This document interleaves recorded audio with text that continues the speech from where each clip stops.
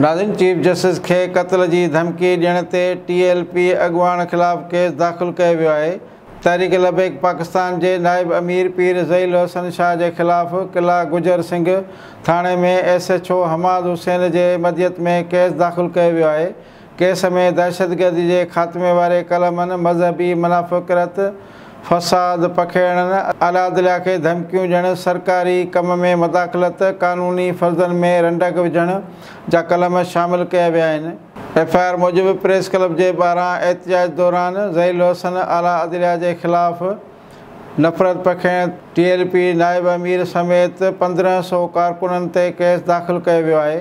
बे तरफ़ दिफ़ा वारे वज़ीर ख्वाजा आसिफ चयो आहे त चीफ जस्टिस के क़त्ल करण जूं धमकियूं ॾियण ते सख़्त कार्रवाई कई वेंदी। रियासत क़त्ल जी फ़तवा बर्दाश्त न कंदी।